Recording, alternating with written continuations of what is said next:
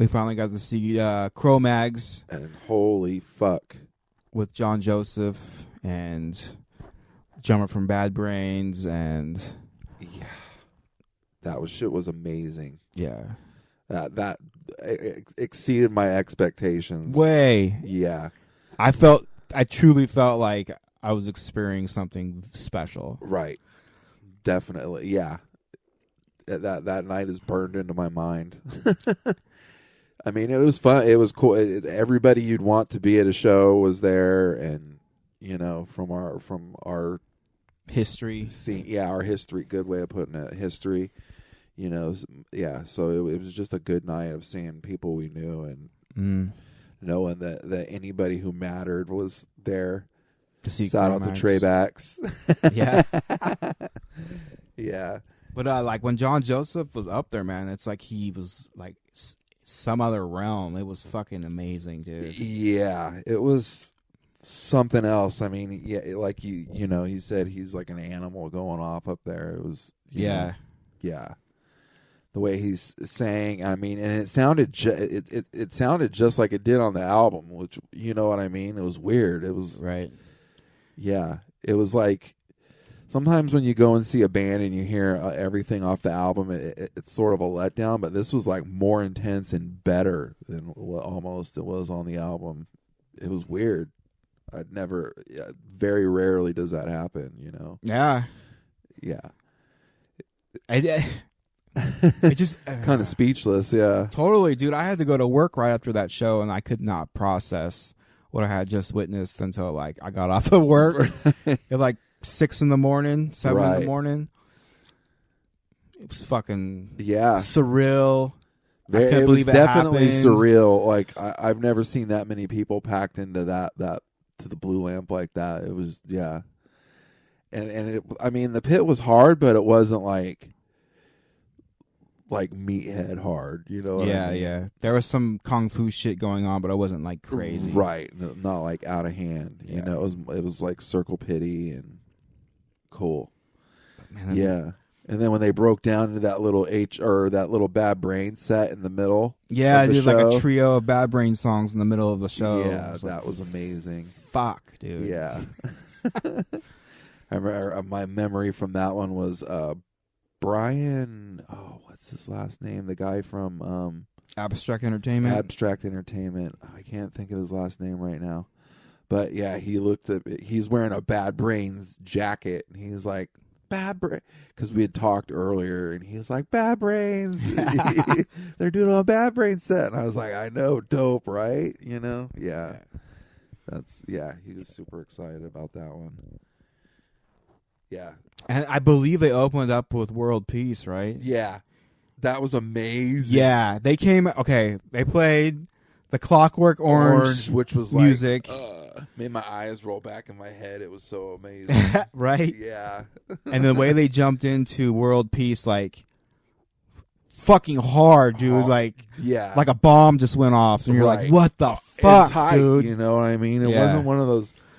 we're used to seeing bands that like are warming up as they play, where it's like, like by the third or fourth song, that's when it starts hitting. They were hitting from fucking right out of the gate. Yeah, dude. Yeah. Craig Satari from Sick of It All was on bass, which was cool. I recognized them. I was like, who is that dude? Okay. Yeah. It'd have been interesting to see him with Harley, but I don't think that'll ever happen. I don't think that it might have been a lot more violent than it was. I could see. Right. I could see Harley riling up some people. Yeah. That's what I like about John Joseph is it's more of a peaceful, like contemplative. Yeah. That true Hare Krishna shit. Like, yeah. He never steered from it. It's crazy. Right. And you can hear it in the lyrics, and it came across on stage, and it was interesting seeing John Joseph while everybody else is inside watching a band, watching him eat from the vegan taco truck out front. Bambi's. Bambi's. Yeah, shout out to Bambi's. And him talking to the lady. He's holding up his camera, and he did a little blog entry. And I need to look for it. I never looked for it. But I haven't seen anything on Instagram or anything, but he could be doing something. Right. You're right. And he interviewed, what I'm assuming was Bambi. Well, I guess Bambi's is a play on you don't want to eat meat because you're eating Bambi. So whoever. It was one of the few times I've been starstruck. Right. I saw him and I'm like, I can't even say hi to him. Right. I'm you know how they say, take a picture of him at the vegan taco truck. I don't even want to do a selfie or like, yeah. But you know how they say never meet your heroes and all that shit? Right, because they'll always disappoint you. I don't think you would have disappointed. I don't think he would have either. But fuck, dude, I was like, yeah, it's hard sometimes. Like we did that when we saw Tommy Victor. You know, it was just all I can do is knuckle bump you and say motherfucking Tommy Victor. Yeah, I don't know what to say, bro. Right, it's like yeah. Remember that time you opened for Pantera at Cal Expo? And, like no. Yeah. Remember that time you opened for White Zombie and the Obsessed? Yeah. Yeah. Yeah, that I'd be awesome if we can go to LA and see them with Terror, but fuck, that's a hell of a long drive. Yeah. Yeah. That show somebody might die at. I mean, my brother showed me the kung fu, we'll call it the kung fu horseshoe. We learned a new term from Sick of It All, horseshoe. Yeah. Yeah, we'll talk about that in a little while. But yeah, seeing the kung fu horseshoe at that Terror show is probably gonna. He showed me the one when they played at Den of Sin. We missed that Terror Den of Sin show. This was bad. Den of Sin, where we saw. Oh yeah. And it just looked violent as shit. I bet. Yeah. Terror's definitely an interesting band. I don't think I've been giving them the credit or the attention they deserve. Yeah, I think I was studying like black metal and death metal at the time, and like totally put them on the side burner for a while. And then came back around, and I'm like, man, Terror's the shit. Yeah, because they came out on the tail end of. I mean, we always love hardcore, but you know, of us like really being like really in awe of hardcore. You know what I mean? Yeah, that's our foundation. But yeah, punk and hardcore. But yeah, you know what I'm saying. So it's definitely. Yeah, we were like exploring other things, and then Terror started emerging, right, and that was like, that's when we started listening to Soylent Green and shit like that. Shit Today like that. Is the Day, and like yeah. Dying Fetus for me, right. High on Fire was sort of starting out around that time. Things were getting 6 Feet Under. 6 Feet Under was the crossover band for me in a weird way. That 420 record, right? That's when I was like, okay, I can, you know. That's the band I recommend to people who want to get into death metal because it's so fucking easily digestible. Right. Listen to 6 Feet Under. It's super catchy. Right.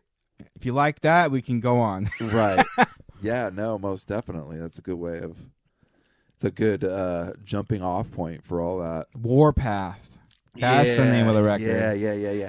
And it's I remember it because Evan got it for me. My brother, he got it on tape for me for Christmas, and I was like, "This is the shit." War is coming. Hell yeah. Yeah. So, what else did we see? We went and saw Ace Phalanx the very next day. That was the shit too. It was the shit, but that Chromac show. Yeah, that's why I didn't. I mean, I feel bad, but I didn't. I'm like, okay, what other show have I been to? And then when you say Ace Phalanx, I'm like, oh, that was a dope show. It was a dope show. Yeah, at a club that's shutting down. Yeah, the Elbow Room in San Francisco. Yeah, it was perfect crowd, not too packed. Mm-hmm. You know, sitting under that fan they had. That vent. They had this vent that was just pouring out cool air. It was just like, I don't have to smell stinky fucking stoner beer. But you know that smell when the pit gets going. You're like, ugh. Yeah. But had that energy again. Yeah, just like last time. It's so fucking hard. They're so fucking hard, dude. They don't get enough respect, dude.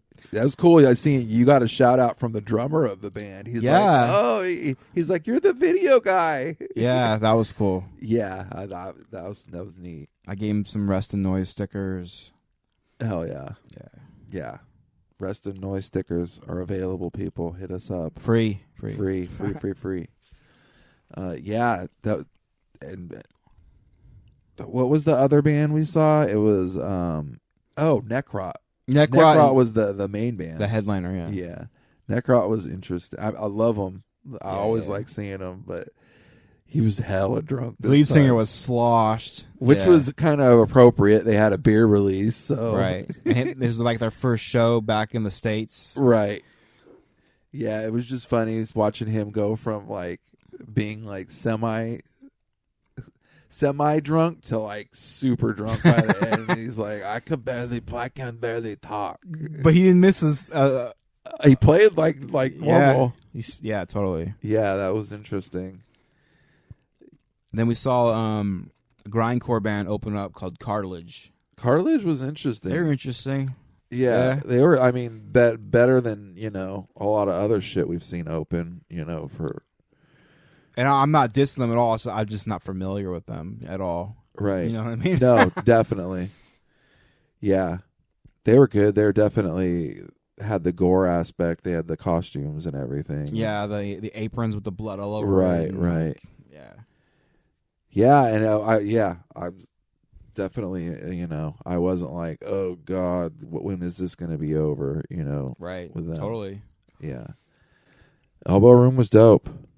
Yeah, it's the first and last time being there, I guess, but it was cool. Yeah, I like those clubs. We have one here where you go upstairs to watch the show.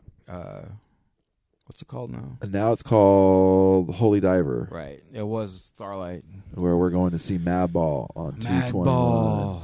Hell yeah. Excited about that one. Can't wait to see who's going to be playing with them. Because, they're going to be bringing something through that's awesome. Yeah, so that'll be fun. Yeah. Yeah, and, we'll be talking about Madball here in a few, too. Right.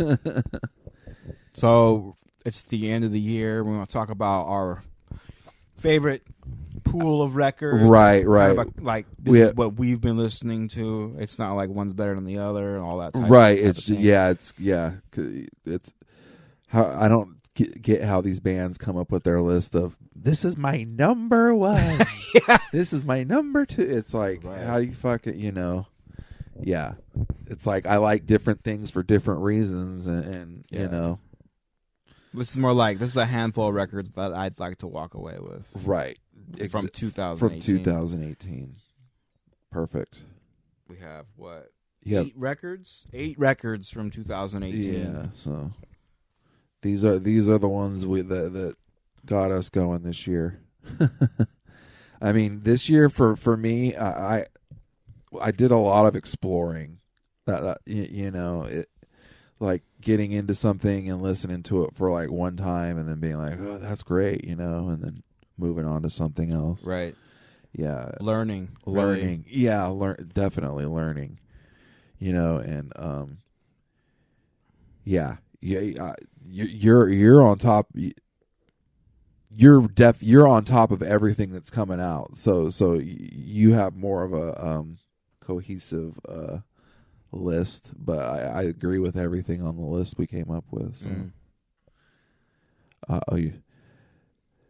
I'm just seeing his phone blow up really fast. It's the wife. It's all good. I'm not in trouble. Okay. But the album that came out this summer that really rocked my summer, rocked your ass off. Rocked my ass off was the new Madball record for the Cause. That was an amazing record. It was produced by Tim Armstrong from Rancid, and I don't know, he really brought something out of them, I think. Right. It's a different Madball record for sure. For sure. I like it better. Yeah, Freddie's actually like singing a little bit more. Right. It's still yelling, but I mean, there's like more melody. Right. On some of the tracks. Definitely. Yeah. The lyrics are good. The lyrics are always amazing. Super positive, like That's why I like Madball. Positive and real. Real, yeah. All about family and like fucking, yeah. Right, the shit that matters, and yeah. Every track, dude. Smile Now, Pay Later, Freight Train. Yeah, Freight Train I like a lot. Rev Up. Rev Up was good. Every fucking track on that record. And it ends with a fucking reggae track. Yeah, that's very interesting. It almost feels like a Bad Brains record. Right. But it's Madball. Right. Yeah, I'd almost say it's the best thing they've done since DMS. Demonstrate My Style. Cool. We agree. Yeah, no, I mean, it's an amazing album. They're doing a lot of different things. Even the production is probably the best I've heard for Madball. And it feels. Sorry, go ahead. No, I was just gonna say, yeah, Tim Armstrong took all the things that make Madball and just turned them up to 11. Right. Yeah. No filler. Yeah.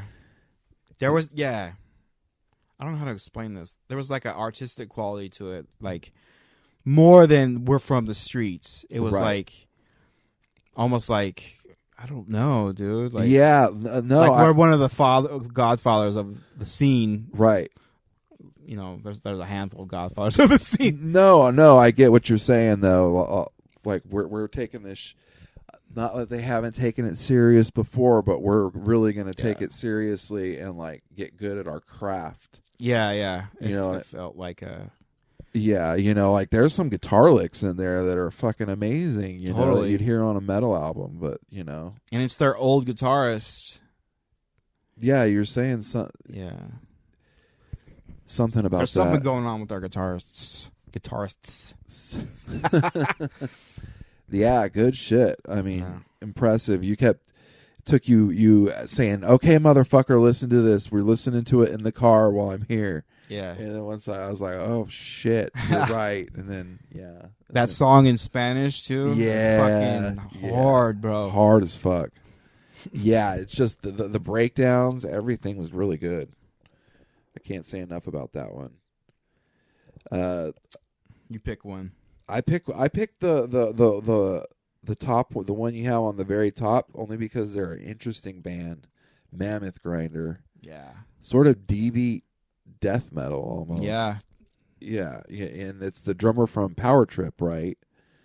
Yes, he's the lead singer, and he's the lead singer and guitarist, and I hadn't really given the album much time before the concert, and when we saw them live, they were amazing, dude. It was fucking a wall of sound. Yeah. Heavy as fuck. And like if you know DB, it has that beat behind it where very discharge. That's where D comes from, discharge. It's a discharge sort of beat that these bands do. Yeah, it was amazing that that was a great night. Yeah, it was a really good show. Yeah. So that record, the new one, is called Cosmic Crypt. And I really like the artwork from that. The artwork of that's amazing. The LP is amazing. We open it up. There's just fucking detail upon detail. Yeah, and there's a lot more art in the inside sleeve and everything. Mm-hmm. Yeah, it was a beautiful album. But when I put it on my record player, listen to it, there's just so much to devour. There's so much going on. Yeah, it's definitely dense. Yeah. And you could feel it when you saw them live as well. It's like, that's the perfect word. It's definitely it's heavy because of its denseness. There's a lot going on in there in every second. Yeah. In every beat. Yeah, it's fascinating to me that Power Trip, there's just so much power in that band. No pun intended. Right. As far as like what each member is probably going to go off and do on their own, and then still keep Power Trip going, which is fucking insane. They're a fucking freight train that's not going to be stopped, I don't think, anytime soon. Apparently, they got a new album coming out in 2019. I'm looking forward to that shit. Yeah, the Hornet's Nest, that new song they played was the fucking shit, dude. That was dope. Yeah. They're not softening up. They're Right. getting more complex. I'm like, more complex. Yeah, and keeping the power. The power. I keep putting power in there. Bro. I'm like, it just begs for it. Another album you have on your list that you got me into is that new Conan album. Holy shit, dude. Existential Void Guardian. That shit was amazing. Doom from Doom the way West I Coast. like my Doom. Wait, they're from London. They're from what am I talking about? That East Coast. It's way East Coast. Yeah, way East Coast. Yeah, we've heard Conan before, but we agreed that the production on this new record, oh is my what God, they man. Deserved. Right, yeah, it's what they deserve. That's a good way to put it. Right. They're not hidden behind this fuzz. And there's a certain clarity, but I mean, it's still dirty. Right.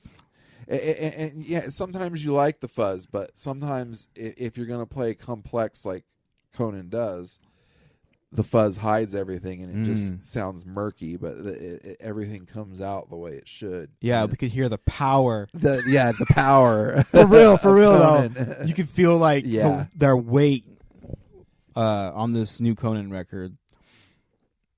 Yeah, definitely. And I love the music video they came out with where it's like these hooded demons riding slugs or snails. Yeah, definitely. It's like animated. Interesting art direction that they took. That's another LP that's dope, dude. It's like gold and black, remember? Yeah. And you open it up and there's like so much detail and Yeah. Yeah, the artwork is beautiful for that album. I can't. Yeah, makes me want to sit down and draw. Good. Yeah, I'm looking forward to them coming through. I think if I'm remembering right, they were talking about setting up their American tour, and they'll come somewhere near us, Oakland or here in Sacramento. Definitely. That's happening. We're going to that shit for real. Yeah, for real, because they've come through a few times. Yeah. Yeah. And then we've just missed them or been like, but now we see the error in our ways. No, totally. It's this new record, man. Right. And I'd be like, why do I see a Conan patch on the back of everybody's fucking jacket? Right. And they even fucking like grind on this new record. Right. And it's just like, what the fuck, bro? Yeah. They came out of like, this album just like exploded in our faces, dude. Yeah, basically. It was like a bomb. It's like, oh, I'll give it a listen. Boom. Yeah, totally, dude. For like weeks, we were just like on that Conan record. Conan. Yeah, I listened to it on my way to work, and it was good. And then I listened to it on headphones, and I was like, "Holy shit!" Yeah, just like you said. When you told me you put headphones on, I'm like, "Yes." Yeah. Some albums, you definitely need to do that to get the full experience, and that was one of them. Definitely the best Doom record of the year, right? For us, yeah. I don't even think there's another Doom record on our list. Right. So yeah, Doom record of the year, Conan. Most Existential Void Guardian. Yeah, and they have some live tracks on the end of that are just fucking. Oh, that's right. Yeah. Yeah. Sound flawless, dude. Flawless. Yeah, like you don't even know that they're live. Right. Yeah. Exactly. Pig Destroyer. The new Pig Destroyer. Yeah. Head Cage. Right. Was the shit. Yeah. Yeah. I've been waiting and waiting. We got to see them on our warm-up tour for this record. Right. At Oakland Metro Opera House. Right. And that was amazing too. That was amazing. Yeah. We're going to use amazing a lot. Well, I mean, this episode. No, but Pig Destroyer, yeah. I mean, the watching the progression of that band has definitely been interesting. You know, right? Like a lot of people are angry with this record because it's not like their first record. Oh, come on. Right, exactly. It's still grind. It's still heavy. I mean, exactly. I love there's it. still a fucking shitload of stuff going on. Everything going on. Mm-hmm. Yeah, and I mean, for us, who gives a fuck? We love hardcore. You know what I mean? That's exact. Yeah, this album had longer tracks, like 3-minute tracks. Right. Felt a little more like a hardcore. Right. It felt more separate than I mean, not that this is a problem. I love Agoraphobic Nosebleed, but it feels like for me, Pig Destroyer and Agoraphobic Nosebleed were always sort of like a yin yang. Yeah. Almost. And now it feels like they're like stepping out of that yin yang thing and doing their own thing, whereas Agoraphobic, because it was like, okay, yeah, both bands do short songs. You know what I mean? Yeah, they're definitely like progressing into a band that does a 10-song album as opposed to like a 30-song album. Right. Or, you know, something like that. Yeah, good shit. Because, I mean, on past Pig Destroyer records, there'd be so many riffs in a single song. Like, you could make 10 fucking tracks out of the one track. Right. With the amount of riffs that they throw in there, which is why I love Pig Destroyer. Pig Destroyer, yeah. But, I mean, on Head Cage... Right, it's more, it's more spread out. Where you're like, we're gonna play with this riff for a while. Right, play with the riff for a while instead of being like, okay, here's this riff, here's this riff, here's this riff. Now it's like, I'm gonna let you get into it a little bit. It almost grooves on a lot of the tracks on the Head Cage record. Yeah, Pig Destroyer. I think, you're the shit. Yeah, and I mean, I think. They're gonna be like, you know, one of those like a Melvin's band where they're like Willie Nelson and shit. They're gonna be around forever. Yeah, I hope so. Yeah, I hope so too. Deep into our 60s, and we're like, we're getting a new Pig Destroyer. Right? Yeah, it's just it's interesting to see the bands that like they come up in a certain way, and then eventually after years and years. They start to be the ones that rise to the top, like Leftover Crack, you know what I mean? Yeah. Where you used to see them at small clubs, and now they're, filling up these bigger spaces, and like Pig Destroyer, Pig Destroyer was the shit when we saw them live. Yeah. It was amazing. It was not what I expected. Right. Keyboardist, fucking guitars, just fucking bass players, singers going off, just like, this is not what I was expecting. Controlled chaos. Yes. Yeah, it was good. Who else do you have? Terror. This is an album I've only heard one song off of. Yeah, I need to listen. You keep telling me it's the whole album's the shit. Whole album's the shit. Terror. That song you sent me was a banger, though. Hell yeah. Yeah. Terror, Total Retaliation. Another hardcore record on our list. Right. But, dude, so fucking angry. Hard. Catchy. I used to put this on, and I still do when I go to the gym to get you pumped up. Get me pumped up, and man, it reminds me of like old Blood for Blood at times, and like I could definitely hear the anger. Yeah, it's pissed off, dude. What they came out of one band and turned into Terror. What were they before Terror? Trevor knows. Between the Buried and Me, or I don't know, dude, something like that. Some band, and they came out, and then Terror, and all of a sudden it was like, oh, there's this band Terror. Yeah, but like from front to back, hard as fuck, angry, solid hardcore record. Right. We're talking about having to miss that show that's going on down in L.A. with Terror and Chromax. Yeah, that's going to be an amazing show. Yeah. Somebody's going to die.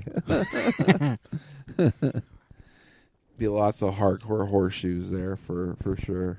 I mean, I wish I could say more about that Terror record, but I mean, it's just a really good hardcore record. They're not doing anything too much out of the norm. Right. It's just like I like the production straight up of hardcore. It's raw. Yeah, totally. Yeah. They've been doing that.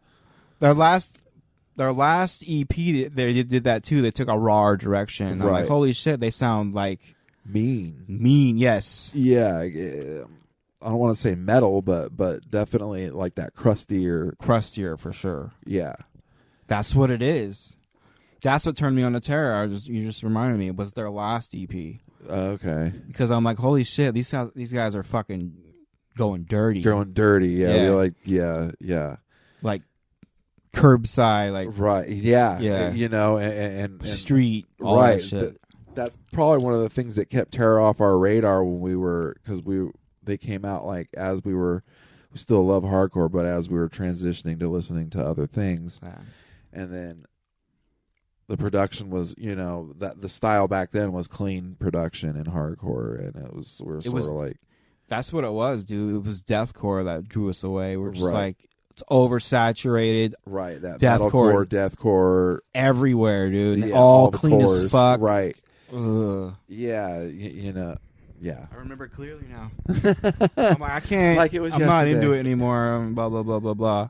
And then this dirty, raw sound started coming back. And I'm like, oh, okay, I'm crawling my way back over here. Where hardcore came from, that like Black Flag, Minor Threat, 7 Seconds, fucking Cro-Mags, that older Bad Brains. Yeah. Yeah, Bad Brains is the epitome of that, But the one band in there lost their filth was Integrity.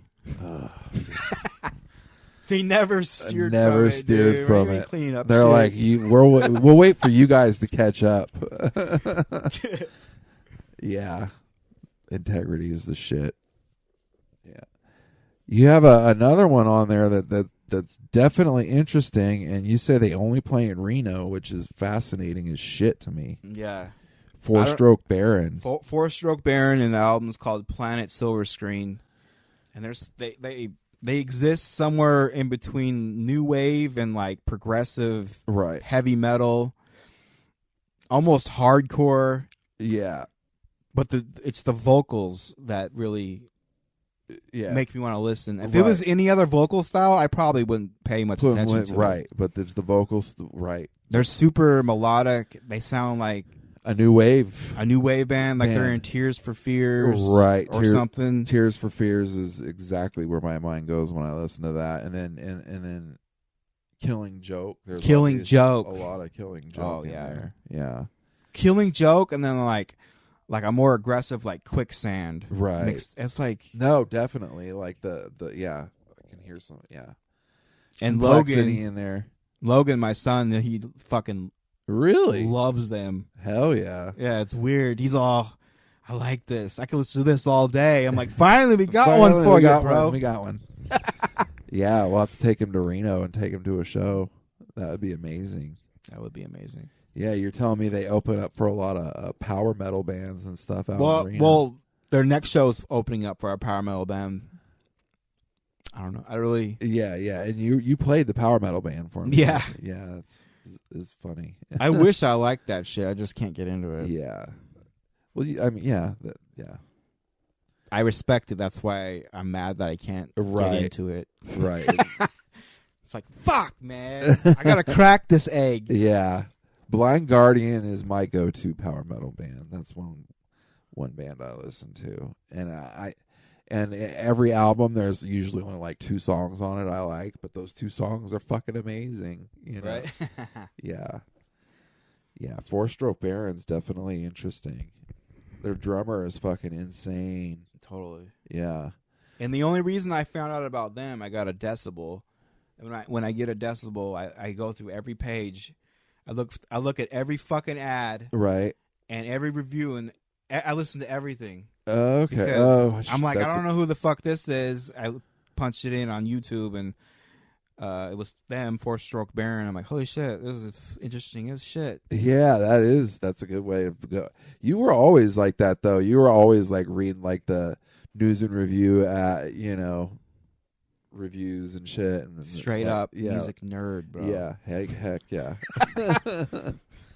This shit gets me high. That's why I'm. No, yeah, finding a new band, it's like, yeah.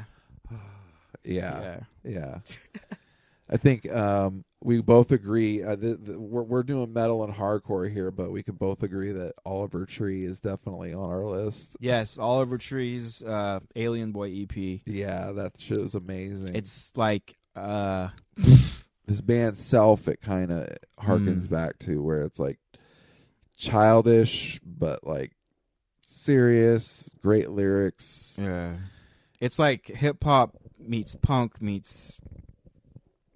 Fucking, I don't know. I don't know. Yeah, definitely interesting. He's gonna blow up. He's gonna be massive one day. That guy. Yeah, it's all about mini scooter. Well, I think he already is because you don't need to be on MTV anymore or anything. Right. Yeah, and you see the videos of him at Coachella. You know, of just like everybody freaking out. He's opening for Hobo Johnson, and they sell out wherever the fuck they go. Right. That's crazy. I was telling a dude at work about Oliver Tree because he was talking shit about Weezer now. Right. I'm like, yeah. Dude, I got it. Did you see the Saturday Night Live Weezer thing? No. Oh, you're gonna nut, dude. They do these two people. They're at a Christmas party, and one of them's like, I really like the new Weezer stuff, and then another person's like, oh hell no, their best album came out after Pinkerton, and that was it. And then the other person's like, well, that's right. The Green Album is when I started liking Weezer, and I don't even like Pinkerton or the Blue Album. And so they just go at it. Oh my god. Yeah. Okay, so he's like, dude at work was like, Weezer's old. They should quit. Blah blah blah blah blah. Uh-huh. And I'm like, I know what you're saying, but it's that spirit of youth in those first two records, the Blue Album and Pinkerton. That makes me love Weezer. And never always. So I'm like, support. That's why I like Oliver Tree. He's got that same spirit of like right. those early Weezer records where they're talking about love and like being a misfit and getting fucked over and like right. But it's in this new neo like a new millennial way of this punk hip hop whatever this context. Sound Oliver Tree has created, because his album before this EP, he called himself Tree. Have you done any research? Yeah, Tree is interesting. Tree is interesting. That's straight up like Air. Yeah, and they cover a Radiohead song. Yeah, Karma Police. Yeah, they do a beautiful version of Karma Police. Actually, yeah, very talented guy. It's funny he acts like he's just bullshitting, but he ain't. Right. He's hilarious too. He does a lot of funny Instagram posts. He rides a Razor scooter, has a big ass Genko Raver jeans, has a bowl haircut, and like a 80s like windbreaker he wears. That's like purple and blue, purple and like teal and white. And he wears those cheesy ass fucking Oakleys. Yeah. And I found out about him from Tabasco Sweet. If anybody out there is interested, if you don't get Tabasco Sweet and the joke, I feel sorry for you, because some people are like, "What is this shit?" But if you get it, it's probably some of the funniest shit you'll ever watch. He got yanked, bro. I don't know what. Oh, got yanked. That whole that whole. Oh, it's not. It's just stopped. Channel's gone. Or done, or can you still find the Tabasco Sweet stuff? Not new stuff. Hasn't been doing it for a couple of months. I'm waiting. We need to start a campaign. Where is Tabasco Sweet? That's how we get famous. Yeah. Yeah.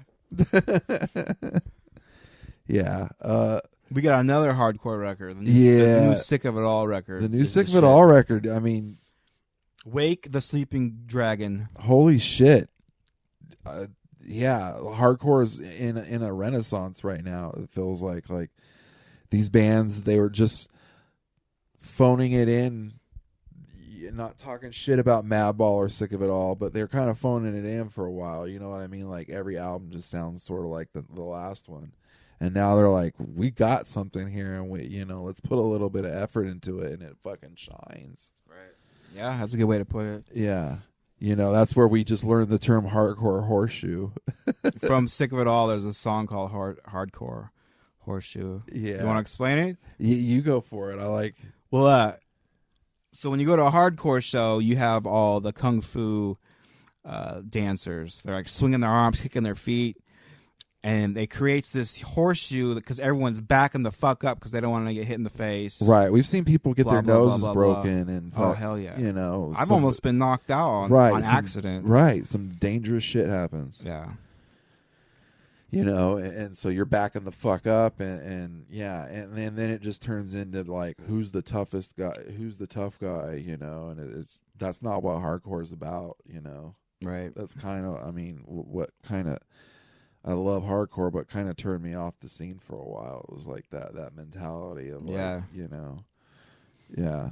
Well, I read an interview with Sick of It All and Decibel, and they're talking about they'd go to shows, and for like the first 20 feet, there's nobody. Right. Like they're playing, they can't even see the fucking audience. Right. I imagine that'd be annoying as a band, and everybody, right. They're always like, move up, and you're like, I'm not moving up and getting hit in my fucking face. Right. By some 20-year-old fucking, you know. So bands like Sick of It All and H2O are having a call to arms to stop that horseshoe bullshit, but hell yeah. You know, good luck. I hope they do. I mean, right. I like circle being pits up front. are fun, you know. Yeah, that's what we started doing. Yeah, you know, we never really did the hardcore dancing thing. We go out there and, you know, fuck shit up for a few, but yeah, not my thing. Well, the new Sick of It All definitely has a more political. Yeah, that was the one thing going for it, but it's also fucking a lot funnier. It almost feels like a Vandals record at times. Yeah, Luke Kohler, they're fucking funny guys. They are. You know, when you see them play live, yeah, they have a good sense of humor. And that energy, dude. They have more energy than most 20-year-olds. It's fucking crazy, and they've got to be deep in their 40s. Yeah. There's some good interviews out there with them recently. They've been doing a lot of interviews, and they're super cool guys, and it seems like. There's one song on there called Robert Moses is a Racist, which was interesting. I did a little bit of digging here before the show, and he's the guy who basically, the architect of New York. He's the guy who the reason why New York has suburbs over here and why everything is the way it is. And you start to learn, okay, there's a reason Harlem is a shithole, and you know the rich people live in Manhattan, and it was designed that way, and I think that's where that name came from. So it was interesting. Yeah, they're definitely political on this album. You know, I think anybody coming from New York is going to be political right now. Out there, Giuliani's fucking shit up. Yeah, Giuliani and fucking Giuliani. Yeah, he's the guy who got rid of all the porn shops and why fucking you feel like you're at a Disney store when you're in Times Square. I've heard all these criticisms. Vinny Stigma talks about it in the and the Godfather's a Hardcore? Yes. Fucking Giuliani. Yeah, that's when they cleaned up New York, you know, supposedly by doing a lot of illegal shit, stop and frisk, and all sorts of other things that still have their legacy out there today that, yeah, are bullshit, you know. The Lucy industry, I don't know, loose cigarettes. You can make a lot of money in New York selling loose cigarettes, I guess, because they're like $10 a pack out there, so people sell them by the cigarette, you know. And yeah, that's one guy got killed out there. I forget his name. I'm fucking up right now, but yeah, he got choked out, and that whole thing came about with Giuliani. They wanted to stop shit like that, and so yeah, they rough people up over selling cigarettes. Damn. Interesting shit. But one other track I want to talk about is that track, that Crazy White Boy shit. I forgot about that. That's a fucking dope song, dude. They're ode to Bad Brains. Yeah. And growing up a hardcore kid, which we can relate to. Definitely. Your brother getting fucking discriminated against in fucking high school for dressing in boots and having a shaved head. Yeah. And he's fucking Mexican. Yeah, they thought he was a racist. Yeah. Yeah, all sorts of shit. Yeah. I forgot about that. Yeah. Evan used to do, now he's Mr. Business Executive. He's a CEO. Yeah, now, but he used to do flips from fucking, into the pit from a stage of agnostic front shows and shit. And now he's moved on to Dave Matthews. Nah, he's still in the Danzig. He's a Danzig. I'm giving him a hard time. But he wanted to see Henry Rollins when he was here because really? he didn't know about it until the day after. That'd have been interesting. Yeah. Yeah, Henry Rollins, he's definitely turned over a new leaf, I think, as far as, Ever since Rogan, yeah. He's happier for some reason. Happier. He's like, oh, I don't have to be this hard asshole who's like, only the strong survive kind of mentality, like. It's crazy. We're going to look back at Joe Rogan as a renaissance, not a renaissance man. Right. He's doing some shifts in our culture. Right. No, most definitely.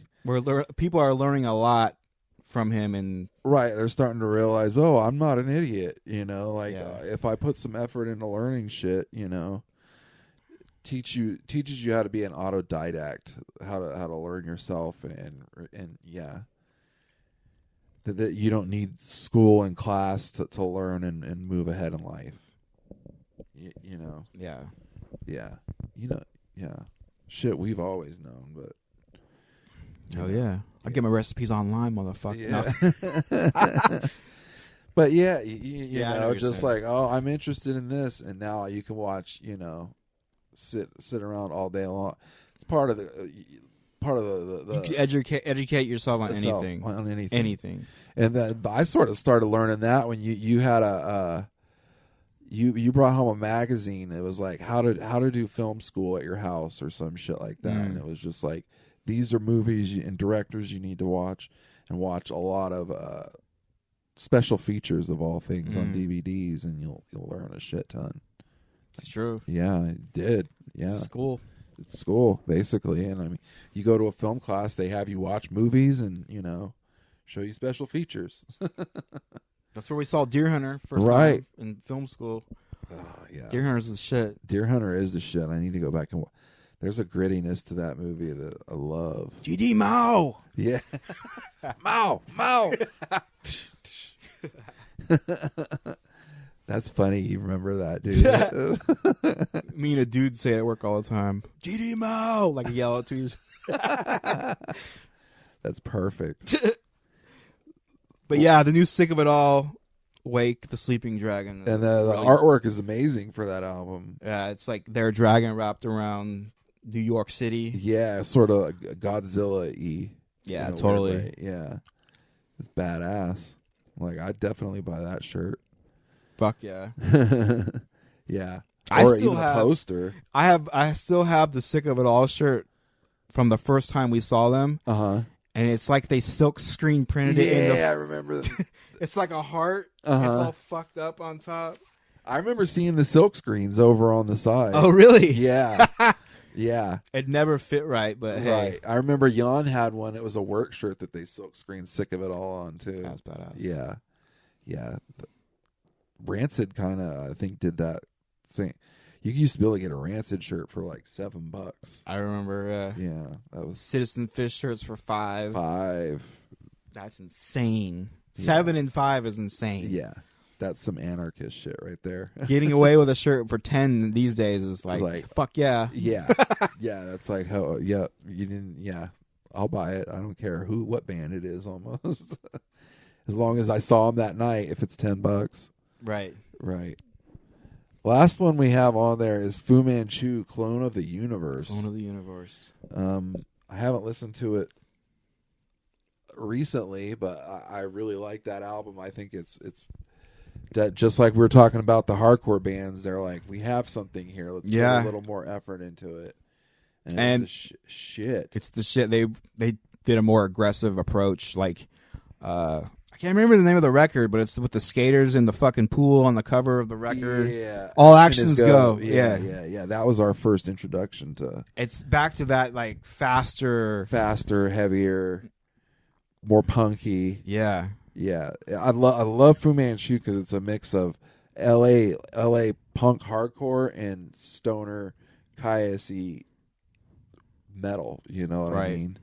Yeah, they definitely went crazy with the production on this one, but which worried me at first because usually when bands get all into their production, it's going to sound cleaner and they get rid of all the shit you like, all the dirtiness. But they kept it and they just went more sonic with it, if that makes sense. It's just when you it's an album you listen to on headphones, like Conan album, and then you hear shit that you wouldn't normally hear. And it's funny because you listen to like every track, you're like, that's a banger, that's a banger, that's a banger. Right. And there's not a clunker on that record. Right. And they hooked up with Alex Lifeson from, which also worried me before I heard the album, Alex Lifeson from Rush of all, you know, and I think that's where they sort of picked up some of their production tricks for this album. They have a 8-minute song or something. I remember there being a long song on there. I think it's the closer, right? Yeah, it's the closer that's a fucking epic. Yeah. They went sleep style with it. Let's do a long and epic song. So that's definitely the sludge record of the year. Exactly. It's the only sludge record on that list. Right. Yeah, sludge. There's a lot of hardcore. Hardcore. Always metal. We got a doom band, Conan, death. Yeah, punk infused death metal. Punk infused death metal. Mammoth Grinder. Yeah, and it's straight up grind, pig destroyer. Straight up grind. So we're like right in the hardcore, grindcore, some sludge. Right. That's this year, yeah. Yeah. We were more into like last year was more like death metal. Death metal for sure. There was a lot of good death metal records last year. Last year, yeah. Seems like this year, it kind of slowed down. Yeah. It kind of I don't know what to say about death metal right now. It's like it's definitely getting popular, and it's sort of like happened with hard. All of a sudden, all these bands start popping up, and it starts feeling watered down a little bit. You know, but you gotta like dig and find the good ones. Shit. Yeah. What are some other ones runners up for you on your list? We had to I really like the new Dissident record. They were really good live. They're from Reno, and they're a punk infused death metal band. Yeah, really good live. I was impressed as shit. Right. The lead singer is a girl, and she was in the middle of the pit, and people were just surrounding her, letting her sing. It was like watching a fucking hip hop show. It was very crowd oriented. He died is playing on Monday. It's a house show or something. Yeah. I'm like, I gotta work. That sounds like a hassle. I mean, I want to start supporting those house shows, definitely, but I'm like, yeah. I'm too much of an introvert. You're too much of an introvert. After 8 hours of work. Right. I just want to crawl into my shell. Right. And watch Netflix or something. Yeah. Play my Space Invaders app on my bed. Hell yeah. Yeah. That's it. That's our tops for the year. Yeah, definitely. We're off subject a little bit, but we're really excited about that new movie, The Favorite, coming out, which is that's right. Yorgos. What's his name?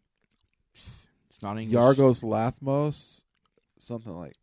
Yeah, he did The Lobster. Right. And then I'm gonna watch the Deer movie here pretty soon. That movie's insane. Yeah, it looks insane. There's something violent, something surreal and violent almost about the way he like chooses his shots. It's weird, dude. Totally. You've seen The Lobster, so we'll talk about The Lobster. Right. Lobster's a straight up fucking comedy. Right. But I mean, the shots are angry. Right. It's weird, dude. Yeah. Like you sent me that shot of that guy in the hospital bed from the Deer movie. I can't think of the name. It's the Deer something. But yeah, and it just looks fucking creepy. Yeah. That movie's fucked up, dude. Is it? It's hard to explain. It's not hard to explain. It's just If I explain it, it's not going to do it justice. Right. Like The Lobster. Yeah, there's a lot of shit encoded in the in the movies, and you're like, whoa. But like The Lobster, just if you don't try to overthink it, just watch The Lobster. And I just love the way Colin Farrell says, "I want to be a lobster."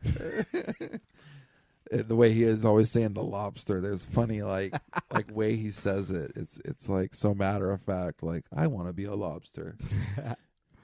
Yeah. It's funny hearing all the different animals that people want to be. People want to be. John C. Reilly's in it. He wanted to be like a whole. I can't remember. John C. Reilly. John C. Reilly's hilarious. You got to see anything that guy's in. Yeah. So the movie's like, it's not clear, but they're like, if you're not married to somebody, right, you're captured and taken to this like almost crazy home, right, and you have a certain amount of days to find a mate, or you'll be turned into an animal of your choice. It's really fucking weird. Yeah, it's really weird. But don't overthink it. Just watch it. Yeah. It's super hilarious. Yeah, it's definitely David Lynch territory in some ways. I can see that. Not in visual style, but in... It's more Kubrick in visual style. Yeah, way Kubrick in visual style. And it's like Kubrick and Lynch fucked and had a baby. And it's like, okay, Lynch will write the movie and Kubrick will fucking shoot the movie. Right. Yeah. Nocturnal Animals was interesting. That came out last year, though. Yeah, I saw it. I can't remember it too much. It didn't stain me too much. Not that I didn't like it. Right. What else? There was something else coming out that I wanted to talk about, and I can't fucking think of it now. Oh, well. I'm just looking forward to that Dune coming out. The guy from Blade Runner did a Dune movie. Oh, yeah. I'm starting to see shots of that. It's going to be amazing, it looks like. Yeah. I'm interested. Hell yeah. There's one other movie. Oh, fuck. I can't think of it right now. Is it a superhero movie? No. Fuck no. Is it a director we like making a movie? Yes. Foreign? No. Okay. Don't worry about it. Obviously, it wasn't that important. We'll talk about Christopher Nolan? I don't know. No, that would have been... yeah. I don't know what he's working on. I haven't IMDb'd anything in a long time. Yeah. I just want to see The Favorite. Yeah, The Favorite looks... The Favorite is the director we were talking about earlier, and it's a period film. Yeah. The guy that did The Lobster. Yeah, and it's about two ladies vying for to be the favorite of the Queen of England. But knowing this director... It's going to be super strange. Super strange. And who's in it? Who's the redhead? I love the redhead. I can't fucking think of her name. Oh, she's from La La Land. She was in Superbad. She was the chick that Jonah Hill, I think, goes for in Superbad. She's really popular now, but it also has I'm not even gonna remember that name. I feel like we're playing charades. Right. It starts with yeah. Oh, that's another movie I wanted to say. It came out last year, but Emma Stone. Emma Stone is amazing. Okay. Downsizing was amazing to me. I liked it. It was like I told you. It's one of those movies where you don't want to get out of bed on Sunday, and it's light, and you can just put it on. Right. I liked how he met the Vietnam girl. the Vietnamese. She's a revelation, dude. Her acting and everything, that was amazing. I just like the story of and if you talk to any scientist who's really in the know, they're like, we're on a path to destruction, and there's nothing we can do to stop it. So that essentially is at the heart of what downsizing is about. You know what I mean? It's like the ice caps are melting. There's no fucking freezer big enough in this world that you can build to refreeze those ice caps. And once those all sorts of gas is getting let out, the fucking the sea level's gonna rise. It's gonna kill a lot of the shit in the sea. Right. It's just gonna be like Mother Nature's gonna get pissed. Mother Nature's getting her revenge. You know, and NASA's been saying it for the last 30 years. You know, like they're like, I mean, we even if we wanted to stop now, it wouldn't change anything.